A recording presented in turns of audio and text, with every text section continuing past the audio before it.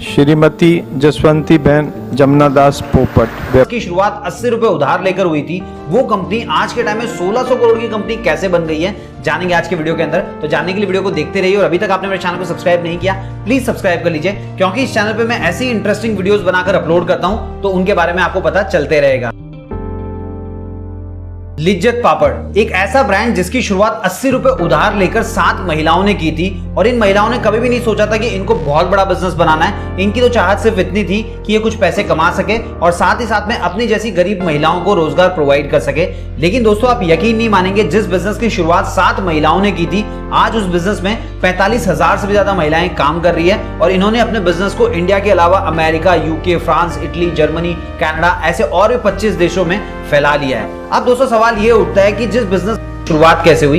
देखिए दोस्तों 1959 में मुंबई में एक महिला रहती थी जिनका नाम था जसवंती जमुनादास पोपट। ये गरीब फैमिली से बिलोंग करती थी। ये अपनी फैमिली को सपोर्ट करना चाहती थी, जिसके लिए ये कुछ काम करना चाह रही थी, लेकिन इनके पास इतने पैसे नहीं थे। तो इन्होंने क्या किया, एक सोशल वर्कर जिनका नाम था छगनलाल पारेख, उनसे 80 रुपए उधार लिए और अपने आसपास की 6 महिलाओं के साथ मिलकर घर से ही पापड़ बनाकर बेचने का बिजनेस शुरू किया। जो भी पापड़ बनाते थे उसको बुलेश्वर में जाके बेच देते थे।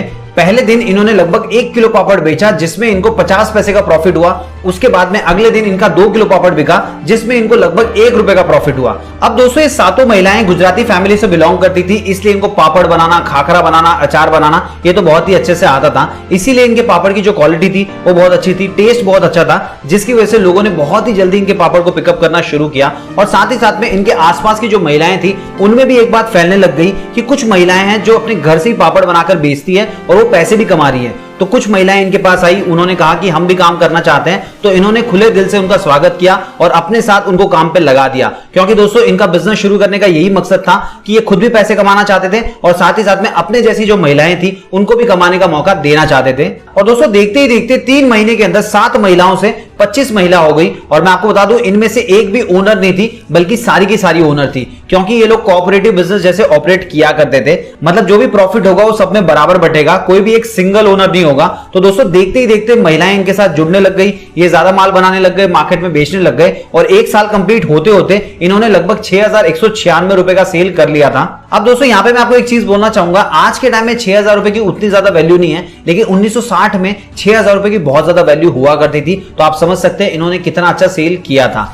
फिर दोस्तों 1961 में इन्होंने सोचा कि एक और ब्रांच ओपन करनी चाहिए। तो जहां पे ये ऑपरेट कर रहे थे, ये मुंबई के मलाड में ऑपरेट कर रहे थे, तो वहीं पे इन्होंने एक और ब्रांच खोली, लेकिन अनफॉर्चुनेटली वो ब्रांच उतने अच्छे से चल नहीं पाई। लेकिन फिर भी महिलाएं इनके साथ जुड़ रही थी, क्योंकि महिलाओं को एक तो सम्मान मिल रहा था, पैसे मिल रहे थे, वो अपनी फैमिली को चला पा रही थी, अपने बच्चों को इंग्लिश मीडियम में पढ़ा पा रही थी, जिसकी वजह से लगातार महिलाएं इनके साथ जुड़ती जा रही थी। और आप यकीन नहीं मानेंगे 2 साल कंप्लीट होते होते 300 महिलाएं इनके साथ जुड़ चुकी थी। उसके बाद में दोस्तों 1962 में इनको ऐसा लगा कि हमको हमारे प्रोडक्ट को कुछ नाम देना चाहिए, लेकिन नाम क्या रखा जाए। तो इन्होंने एक पंडित जी को बुलाया और पंडित जी से पूछा कि क्या नाम रखे। तो उन्होंने बताया कि या तो आप ल से रखो या फिर ली से रखो। तो इन्होंने नाम रखा लिज्जत। अब आपके मन में डाउट आ सकता है कि लिज्जत नाम क्यों रखा। तो मैं आपको बता दूं लिज्जत एक गुजराती वर्ड है जिसका मतलब होता है स्वादिष्ट, इसीलिए नाम है लिज्जत पापड़। यहां पे मैं आपको एक चीज बोलना चाहूंगा, इनकी कंपनी का नाम लिज्जत पापड़ नहीं है, इनकी कंपनी का नाम है श्री महिला गृह उद्योग लिज्जत पापड़। उसके अगले 4 साल बाद मतलब 1966 तक इन्होंने और भी प्रोडक्ट बनाकर बेचने शुरू कर दिए थे,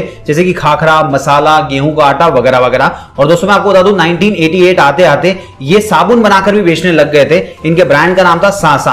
आपने भी सासा ब्रांड की साबुन जरूर यूज की होगी, अगर आपने यूज की है तो कमेंट बॉक्स में लिख के जरूर बताइएगा। इसके अलावा दोस्तों सासा का एनुअल सेल हुआ करता था 500 मिलियन का। तो आप समझ सकते हैं कि कितने बड़े लेवल पे ऑपरेट कर रहे थे। तो लिज्जत एक ब्रांड बनते जा रहा था और 1996 आते आते पूरे ऑल ओवर इंडिया में इनकी 50 से भी ज्यादा ब्रांचेस ओपन हो गई थी। अब दोस्तों लिज्जत तुक्के में कोई ब्रांड नहीं बना था, इन्होंने 1980 से ही मार्केटिंग में बहुत ज्यादा ध्यान दिया था। जो भी ट्रेड अफेयर्स हुआ करते थे वहां पे ये एग्जीबिशन लगाया करते थे, तो वहां से इनके सेल्स को बहुत ज्यादा बूस्ट मिलता था। और साथ ही साथ में इन्होंने एडवर्टाइजमेंट में भी बहुत खर्चा करना शुरू कर दिया था, जिसकी वजह से आज के टाइम में लिज्जत पापड़ इतना बड़ा ब्रांड बन गया है। और साथ ही साथ में पूरे ऑल ओवर इंडिया में 82 से भी ज्यादा इनकी ब्रांचेस हैं। अब दोस्तों यहाँ पे सबसे चौंका देने वाली बात क्या है कि जितनी महिलाएं काम कर रही है ये ज्यादा पढ़ी लिखी नहीं है, इनमें कोई खास स्किल है नहीं, साथ ही साथ में कोई टेक्निकल स्किल भी नहीं है। खाली इनके पास एक स्किल है, वो है कुकिंग की स्किल। उसी का इस्तेमाल करके इन्होंने इतना बड़ा ब्रांड बना दिया है और आज के टाइम में लिज्जत के जो प्रोडक्ट्स है 25 से भी ज्यादा देशों के अंदर सप्लाई किए जाते हैं। अब दोस्तों इतना बड़ा ब्रांड कैसे बना,